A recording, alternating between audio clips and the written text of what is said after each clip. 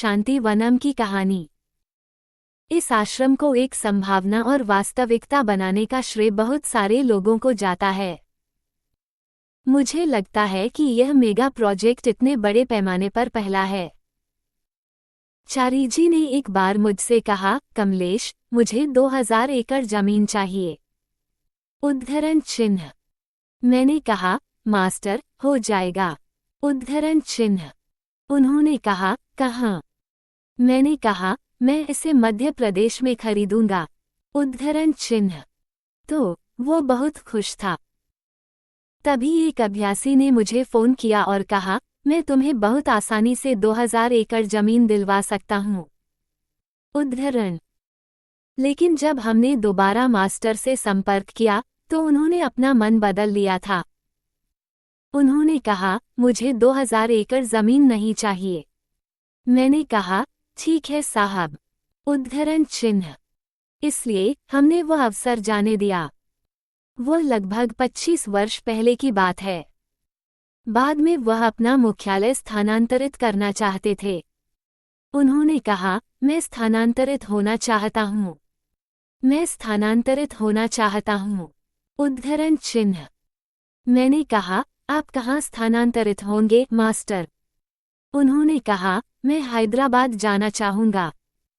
उन्होंने गंभीरता से इसकी कोशिश की, लेकिन ऐसा नहीं हो सका। 1993 में किसी समय मैंने यह विचार हमारे एक अभ्यासी के साथ साझा किया था। मैं उससे कहा, हमें यहाँ कुछ 100 एकड़ जमीन खरीदनी होगी। उस समय यह आश्रम तस्वीर में था ही नहीं, लेकिन इरादा बहुत था कि इसे खरीद लिया जाए और भविष्य में इसे आश्रम के तौर पर इस्तेमाल किया जाए। वह अवसर भी फलीभूत नहीं हुआ। 2008 या 2009 में वारंगल के पास कहीं एक अभ्यास किया गया था। हमने वहां लगभग 500 से 600 एकड़ जमीन का अधिग्रहण कर लिया था, लेकिन इसका कुछ हिस्सा बेच दिया गया था। फिर हमें ये स्थान मिला। इस भूमि के अधिग्रहण में कई अभ्यासी शामिल थे, लेकिन वित्तीय सहायता के बिना कोई भी अधिग्रहण संभव नहीं है। इसका श्रेय एक व्यक्ति को जाता है जिसने लगभग 400,000,000 रुपये का योगदान दिया। मिशन से एक भी रुपया एकत्र नहीं किया गया। उन्होंने पूरे दिल से थोड़ा थोड़ा करके खरीदना शुरू कर दिया, और जब काफी कुछ हासिल हो गया तो इसका एक हिस्सा मिशन को दे दिया गया और फिर धीरे धीरे हमने निर्माण शुरू कर दिया। कई अभ्यासी एक साथ आए और यहाँ तब काम करना शुरू किया जब यहाँ एक भी शौचालय नहीं था। उन बंजर खेतों की कल्पना करें जिनमें शायद ही कोई पेड़ हो। हमारा पहला प्रयास बुनियादी ढांचे का निर्माण करना था। सबसे पहले सड़कें, शौचालय, स्नानघर और रसोई। वो शुरुआत थी। सड़कें रिकॉर्ड समय में बनाई गईं। फिर यहाँ आने का महत्वपूर्ण समय आया, लेकिन कहाँ रहा जाए। 2 बहनों ने इस चुनौतीपूर्ण कार्य को उठाया और रिकॉर्ड समय में अपार्टमेंट वितरित किए।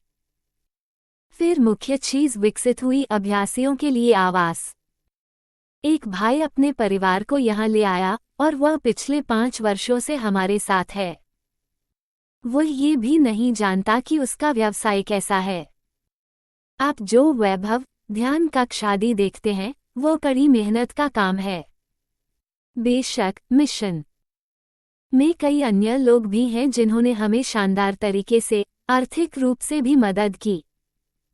मैं उनका नाम लेकर उन्हें शर्मिंदा नहीं करना चाहूँगा, लेकिन आप सब जानते हैं, जब से हमने प्रतिदिन 50 रुपये बचाने की परियोजना शुरू की है, मैंने यह नहीं कहा कि इसे अपने बैंक खाते से निकाल लें, बस प्रतिदिन 50 रुपये बचाएं। कई हजारों अभ्यासी आगे आए हैं और योगदान दिया है।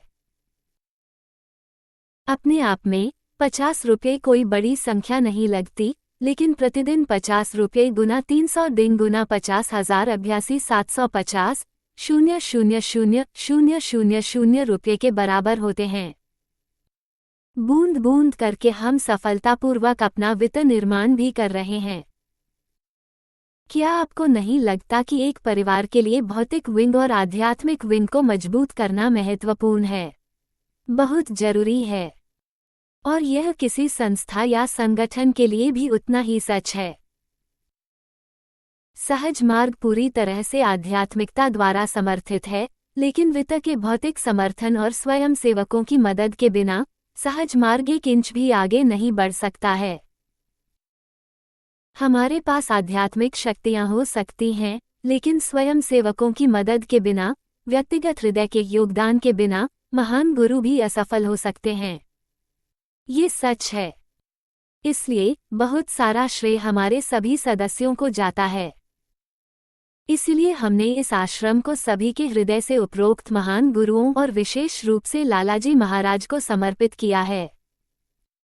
जैसा कि बाबूजी अक्सर कहा करते थे, मेरे गुरु का नाम अंत तक चमकता रहेगा। उद्धरण चिन्ह। काश ऐसा हो। धन्यवाद। दाजी का हृदय यही चाहता है।